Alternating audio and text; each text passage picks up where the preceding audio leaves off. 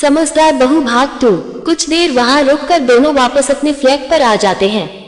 Sanjana, Rajesh, mummy जी का व्यवहार बदलता जा रहा है।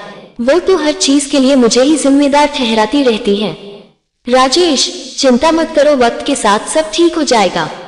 एक दिन ही की तो बात होती है, सुन लिया करो। संजना, वो तो कोई बात नहीं, लेकिन इस एक दिन की टेंशन में पूरा वीक कैसे गुजरता है ये मैं ही जानती हूँ। अगले दिन दोनों अपने अपने ऑफिस चले जाते हैं। संजना लंच में कविता से बात करती है। संजना, कल से मूड खराब है यार, कल फिर से राजेश के घर गई थी, वहां मम्मी जी ने मूड खराब कर दिया। कविता, अरे यार, सास की बात को इतना सीरियसली क्यों ले रही है? ज्यादा सोचा मत कर, सब ऐसे ही चलता है। चल छोड़, तुझे पता है कंपनी में प्रमोशन की बात चल रही है। संजना, नहीं, मैं अब प्रमोशन नहीं ले सकती, पता नहीं कहाँ भेज दे। कविता, हाँ ये तो है, लेकिन प्रमोशन भी तो जरूरी है। संजना, नहीं यार, अब और टेंशन नहीं चाहिए, पिछले प्रमोशन की वजह से आज तक सुन रही हूँ। मम्मी जी को लगता है मैं राजेश को अपने साथ ले गई। कविता, लेकिन एक बात सोच, अगर तू प्रमोशन लेती है और यही रहती है तो तुम दोनों बड़ा फ्लैट लेकर अपने सास ससुर को अपने साथ रख सकते हो, फिर तो सब ठीक हो जाएगा। संजना, तुझे पता है प्रमोशन मिलते ही काम का कितना प्रेशर बढ़ जाएगा, और सास ससुर यहाँ रहेंगे तो घर में भी बहुत काम करना पड़ेगा। उनके सामने राजेश भी काम को हाथ नहीं लगाते, नहीं तो मम्मी जी नाराज हो जाती है। कविता, चल ठीक है, सोच ले, अपना करियर भी तो बनाना होता है। संजना, देखा जाएगा। शाम को राजेश ऑफिस से घर आता है। संजना, राजेश, पता है ऑफिस में प्रमोशन की बात चल रही थी, मैंने मना कर दिया, फिर से ट्रांसफर कर देते, बड़ी मुश्किल से तो यहाँ सेट हुए हैं। राजेश, हाँ ठीक है संजना, अभी कुछ दिन ऐसे ही चलने देते हैं, मैं भी कहीं नहीं जाना चाहता। सुनो, मुझे एक हफ्ते के लिए बाहर जाना है, तुम इस शनिवार अकेली मम्मी पापा से मिलने चली जाऊंगी।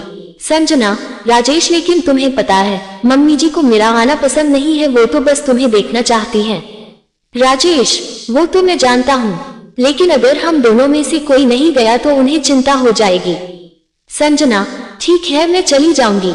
शनिवार को संजना राजेश के मम्मी पापा से मिलने पहुंच जाती है। सरला जी, राजेश नहीं आया, क्या बात है? संजना, मम्मी जी वो बंगलौर गए हैं, कंपनी के काम से मंडे तक आ जाएंगे।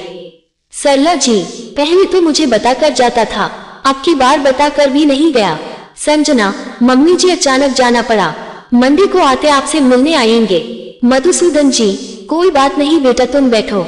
संजना, मैं आप दोनों के लिए गाजर का हलवा लाई हूँ, मम्मी जी को बहुत पसंद है। सरला जी को संजना की बातों में कोई इंटरेस्ट नहीं था, उनकी आंखें राजेश को देखने को तरस रही थीं। संजना ने हलवा परोस कर दिया तो सरला जी ने जैसे तैसे खा लिया। बेटे की चिंता में उनका मन उदास हो चला था। कुछ देर वहां रुककर संजना उनसे विदा लेकर घर आ गई। रात को करीब 2 बजे अचानक संजना के फोन की घंटी बजी। संजना ने देखा अनजान नंबर से फोन था। संजना, हेलो, कौन? आदमी। संजना जी बोल रही हैं, मैं अपोलो हॉस्पिटल से बोल रहा हूँ, आपके पति का एक्सीडेंट हो गया है, आप जल्दी से आ जाइए। संजना, क्या हुआ उन्हें, वो ठीक तो हैं? आदमी, जी वो अभी आईसीयू में हैं, आप आ जाइए बस। संजना की आंखों से आंसू बह रहे थे, वो जल्दी से अपने भाई सचिन को फोन करके सब बताती है। सचिन गाड़ी लेकर संजना के फ्लैट के नीचे पहुंचता है। संजना रोती हुई गाड़ी में बैठ जाती है। सचिन, दीदी चिंता मत करो, थोड़ी बहुत लगी होगी, लेकिन जीजाजी तो कल आने वाले थे। संजना, पता नहीं, उन्होंने तो कुछ बताया नहीं, कब फ्लाइट ली कब दिल्ली आ गए, मैं मम्मी पापा को बता देती हूँ। सचिन, नहीं दीदी, पहले हम जीजू को देखते हैं, वे घबरा जाएंगे, आपको छोड़कर सुबह में उन्हें ले आऊंगा, फोन मत करना, ऐसे में उन्हें संभालना मुश्किल हो जाएगा। दोनों हॉस्पिटल पहुंच जाते हैं।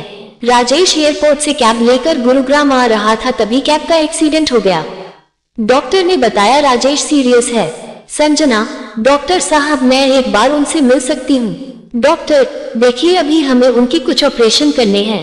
चलिए ठीक है, लेकिन केवल 5 मिनट आप उनसे मिल लीजिए, उसके बाद हम उन्हें ऑपरेशन थिएटर में ले जाएंगे। संजना, सचिन तू मम्मी जी और पापा जी को ले आ, उन्हें आईसीयू के बारे में मत बताओ, बस कह दियो थोड़ी सी चोट लगी है। संजना उसे भेजकर राजेश से मिलने जाती है। राजेश के पूरे सिर पर पट्टियां बंधी थी, वह दर्द से कराह रहा था, उसके पैर पर प्लास्टर चढ़ा था, हाथों पर भी पट्टियां बंधी थी। संजना आंसू पोंछते हुए राजेश के करीब पहुंची। संजना, कैसे हो आप? राजेश थोड़ी सी आंख खोलकर संजना को देखता है। उसकी आंखों से आंसू बह रहे थे। राजेश, मेरे मम्मी पापा का ध्यान रखना। संजना, आप चिंता न करें, हम दोनों उनका ध्यान रखेंगे। संजना की आंखों से आंसू बह रहे थे। राजेश, मम्मी कहाँ है? एक बार। इससे आगे राजेश कुछ बोल नहीं पाया। संजना, सचिन गया है, उन्हें लेने अभी आते ही होंगे। दर्द के कारण राजेश कुछ बोल नहीं पा रहा था। उसकी आंखों से आंसू बह रहे थे, जैसे सब कुछ छूटता नजर आ रहा था उसे। शेष आगे।